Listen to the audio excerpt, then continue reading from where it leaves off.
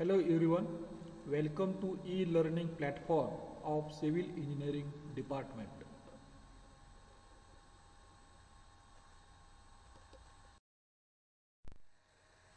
Today we are going to study Global Positioning System, that is GPS.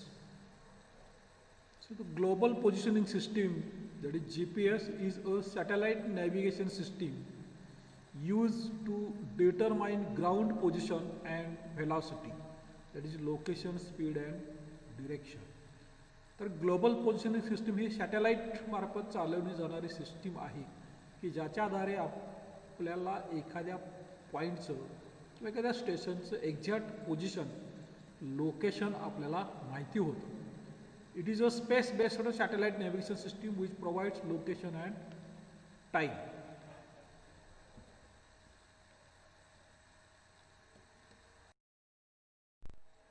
The GPS, what is GPS? It is a satellite navigation system. GPS ही satellite मार्फत navigation केली जाणारी एक system आहे, made up of network of 24 satellites circulating around the earth orbit by the US department of defence.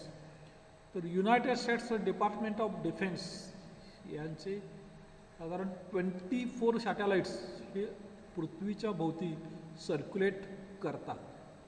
The first satellite was developed in 1960 to allow the ships in the US navy to navigate the ocean more accurately.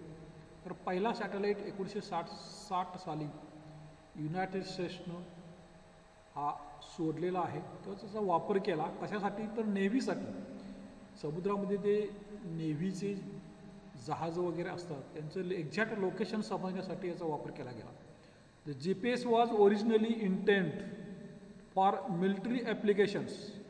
आता हे GPS सुरुवातीला military ॲप्लिकेशनसाठीच याचा वापर केला गेला. But in 1980 the government made the system available for civilian use. 1980 पासून पुढं हा सर्व लोकांच्यासाठी उपलब्ध करून देण्यात आला. तर हे सॅटेलाईट मार्फत मिलिटरीचा सुरुवातीला मिलिटरीसाठी याचा वापर केला गेला की मिलिटरीचे जे सैनिक आहेत ते आत्ता एक्झॅक्ट कुठल्या पोझिशनला आहेत त्यांचं लोकेशन समजण्यासाठी याचा फार वापर व्हायचा. बरोबर, जसं बाँड्रीवरती असतात किंवा फॉरेस्ट एरियामध्ये वेगवेगळ्या ठिकाणी जे मिलिटरीचे सैनिक त्यांनी लावलेले असतात त्यांची आत्ता पोझिशन काय आहे आणि कम्युनिकेशन होत होतं, तर त्याचं लोकेशन समजण्यासाठी याचा वापर केला गेला. GPS permits land, sea, airborne user to determine their 3-dimensional position, velocity and time. तर GPS मार्फत जमिनीवरती, समुद्रामध्ये आणि एअरबोर्नमध्ये बरोबर आपल्याला 3 डायमेन्शनल पोझिशन मिळते. त्याशिवाय व्हेलॉसिटी आणि टाईम पण समज.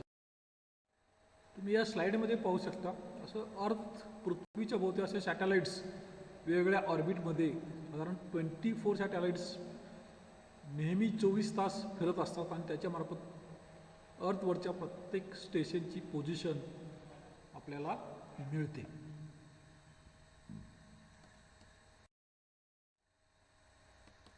Architecture of GPS. तर to run all system of GPS technology properly. तर ही GPS टेक्नॉलॉजीची सिस्टीम प्रॉपरली रन करण्यासाठी highly advanced architecture of GPS has been developed that includes 3 major segments. तर याच्यासाठी हायली आर्किटेक्चर GPS हे डेव्हलप केलेलं आहे. तर त्याच्यामध्ये 3 मेजर सेगमेंट्स असतात. एक पहिला आहे स्पेस सेगमेंट. जे स्पेस सेगमेंट म्हणजे इथं सॅटेलाईट जे ऑर्बिटेट होत असतात त्यांनी घेतलेल्या इमेजेस अर्थवरच्या बरोबर त्या इथं सॅटेलाईटमार्फत त्यांचं कंट्रोल सेगमेंटला त्या पाठवलं जातं. जो अर्थ सरफेसवर आपले कंट्रोल स्टेशन्स असतील त्यांच्याकडे त्याचा सिग्नल्स येतो बरोबर, आणि याच्यावरती प्रोसेसिंग होऊन फायनल युजरला त्याची इमेज दिली जाते. तर याच्यावरती हे कंट्रोल सेगमेंटमध्ये आल्यानंतर कंट्रोल रूममध्ये त्याच्यावरती त्याचं अनालिसिस होऊन जे युजर्स आहेत बरोबर त्यांना त्याचा बेनिफिट्स केला जातो. जे समजा जो गाडी आहे ती आता एक्झॅक्ट कुठं आहे याचं लोकेशन्स किंवा अजून काय जहाज असेल त्याचं लोकेशन कुठं आहे अर्थ सरफेसवरचे काही पॉईंट्स असतील त्याचं लोकेशन काय आहे हे युजरला ज्याला पाहिजे त्यांना ते पाठवलं जातं. असे 3 टप्प्यामध्ये याचं फंक्शन्स होत राहतं. The 3 segments of GPS. आपला first space segment, minimum 24 satellites, currently 32, आता 32 आहेत, पूर्वी 24 होते, अजून आणि वाढलेत.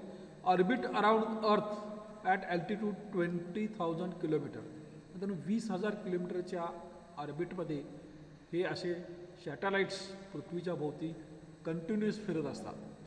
It transmit radio navigation signals and store and retransmit the navigation message send by the control segment. तर हे सॅटेलाइट्स अर्थ सरफेसवरती काय करतात, रेडिओ नॅव्हिगेशन सिग्नल्स सोडतात आणि रिफ्लेक्ट होऊन आलेले सिग्नल्स हे कंट्रोल स्टेशनला पाठवायचं काम हे सॅटेलाइट्स करत असतात. हे झालं त्यांचं first space segment.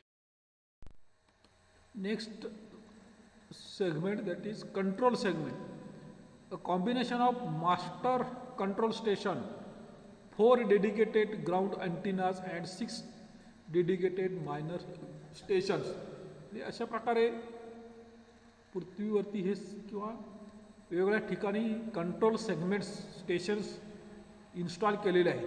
The responsible for proper functioning of all the operation of GPS such as changing unhealthy satellites with a healthy one. तर हे सॅटेलाईटमार्फत आलेलं सिग्नल्स या कंट्रोल रूममध्ये येतात, त्याच्यावर प्रोसेसिंग होऊन लास्ट युजरला त्याचे सिग्नल्स दिले जातात. So master control station, monitor station and ground antennas हे असे इन्स्टॉल केलेले असतात. त्यानंतर थर्ड सेगमेंट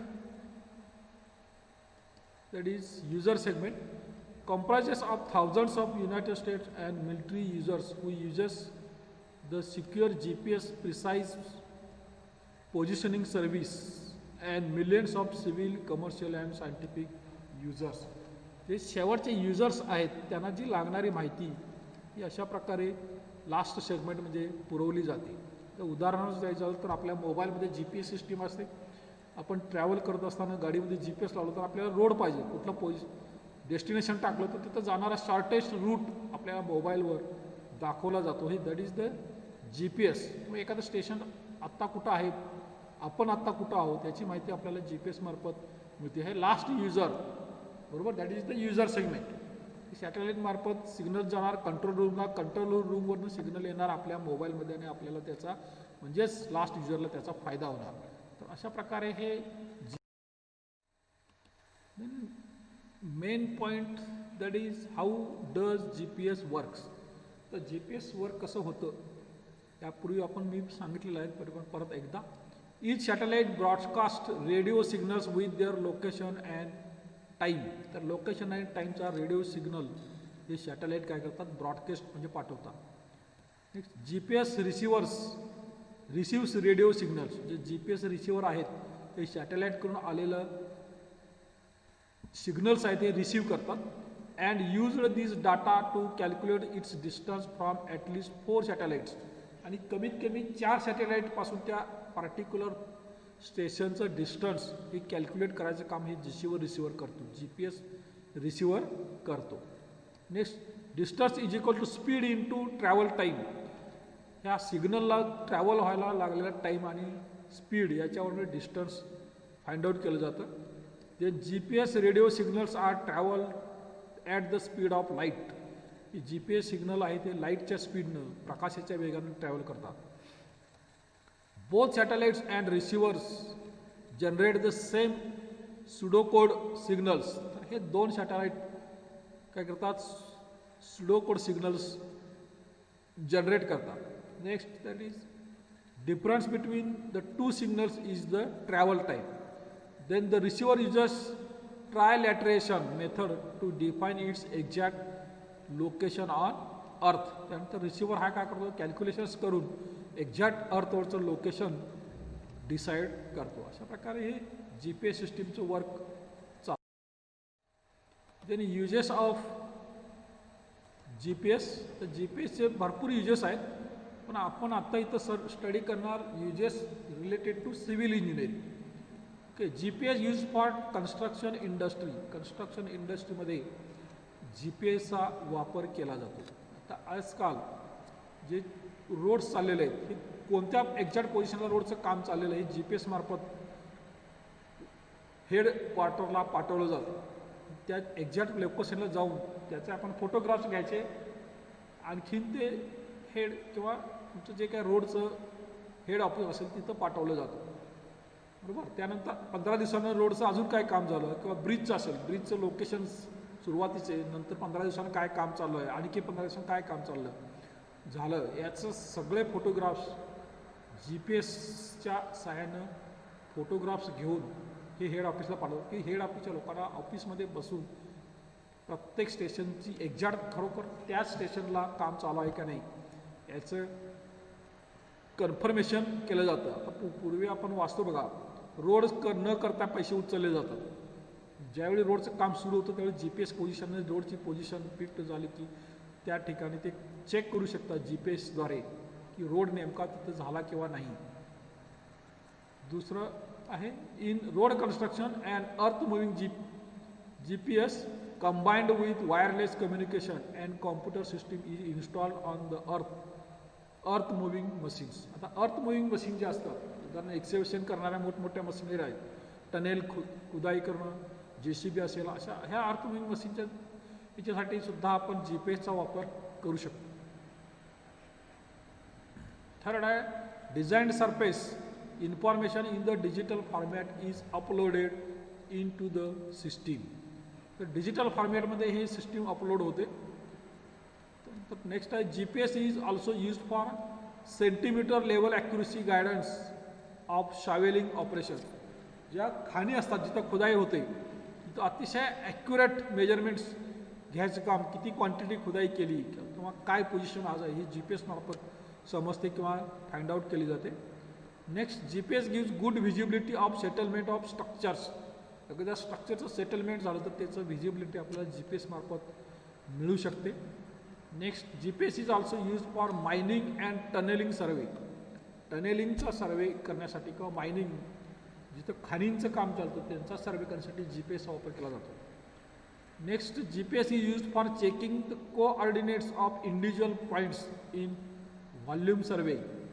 त्या इंडिव्हिज्युअल पॉईंटचे कोऑर्डिनेट्स काढण्यासाठी जी पी एसचा वापर केला जातो. म्हणजे जसं मी अगोदर सांगितलं की एखाद्या रोडचं काम चालू आहे तर त्या रोडचं जी पी एसद्वारे कोऑर्डिनेट्स घेतले जातात आणि ते हेड ऑफिसला पाठवलं की कोणत्या एक्झॅक्ट पोझिशनला रोडचं काम सुरू झालेलं आहे हे त्यांना तिथं बसून समजतं. आणि नेक्स्ट डेचे फोटोज त्याच लोकेशनवरनं काम किती झालं पुढं याचे फोटोज जी पी एस मार्फत पाठवले जातात की जेणेकरून एक्झॅक्ट लोकेशनला काम सुरू आहे याची खात्री होते. अशा प्रकारे हे सिव्हिलमध्ये जी पी एसचे काय युजेस आहेत हे आपण पाहिलं. त्याचप्रमाणे आणखीन काही सिव्हिलशी रिलेटेड युजेस किंवा ॲप्लिकेशन. तर ट्रान्सपोर्टेशनमध्ये आपण जी पी एसचा वापर करतो. त्या आजकाल बऱ्याच गाड्यांना जी पी एस सिस्टीम बसवलेलं असतं. ती गाडी कुठं प्रवास केले हे आपल्याला समजतं जी पी एसद्वारे. त्यानंतर वॉटरशेड ॲनालिसिस, वॉटरशेड मॅनेजमेंटमध्ये आपण जी पी एसचा वापर करू शकतो की एखाद्या डॅमचं कॅचमेंट एरिया किती आहे किंवा काय पोझिशन झालेली आहे, आत्ता काय पोझिशन आहे याच्यासाठी. त्यानंतर इन्व्हायरमेंटल इम्पॅक्ट असेसमेंट, वातावरणाचा काय परिणाम झालेला आहे पर्यावरणावर, बरोबर, त्याचा अभ्यास जी पी एसद्वारे करू शकतो. देन रिमोट सेन्सिंगमध्ये पण आपण जी पी एसचा वापर करू शकतो. बरोबर. अर्बन डेव्हलपमेंटमध्ये जी पी एसचा वापर करू शकतो. अर्बन एरियाची डेव्हलपमेंट किती झाली, किती व्हायला पाहिजे, बरोबर. त्यानंतर टार्गेट साईट सिलेक्शन, आपल्याला एखादं साईट सिलेक्शन करायची असेल, पर्क्युलेशन टँकची साईट सिलेक्शन करायची असेल, डॅमची साईट सिलेक्शन करायची असेल, टनेलची साईट सिलेक्शन करायची असेल तरी पण आपण जी पी एसचा वापर करू शकतो. लँडफिल साईट सिलेक्शन, बरोबर, जिथं आपल्याला भराव कुठं करायचं आहे, लँड फिलिंग करायचं आहे त्यासाठी साईट सिलेक्शन. मिनरल्स मॅपिंग करण्यासाठी जी पी एसचा वापर केला जातो. पोल्युशन मॉनिटरिंग, पोल्युशन किती व्हायला लागले, किती झालेलं आहे याचं मॉनिटरिंग करण्यासाठी जी पी एसचा वापर केला जातो. नॅचरल हजार्ड असेसमेंट, नुकसान झालेलं आहे, बरोबर, महापूर आलेला आहे, किती नुकसान झालं आपण ते जी पी एसद्वारे काढू शकतो. बरोबर, महापूर आलेला आहे, नुकसान झालं, किंवा हजार्ड्स, चक्रीवादळ आलेलं आहे, समुद्रात क्या स्पीडने येत आहे हे आपण जी पी एसद्वारे त्याचं स्पीड रेकॉर्ड करतो, त्याची दिशा कुठल्याही जी पी एसद्वारे समजतं. आणखी ते आल्यानंतर किंवा येऊन गेल्यानंतर किती नुकसान झालं हे पण आपण जी पी एसद्वारे काढू शकतो. त्यानंतर रिसोर्स मॅनेजमेंट, हे पण रिसोर्स मॅनेजमेंटमध्ये सुद्धा जी पी एसचा वापर किंवा ॲप्लिकेशन्स आहेत. आज आपण जी पी एस म्हणजे काय, त्याचे 3 सेगमेंट्स आणि वेगवेगळे युजेस, त्याचप्रमाणे जी पी एसचं फंक्शन कसं होतं हे पण पाहिलेलं आहे. थँक्यू.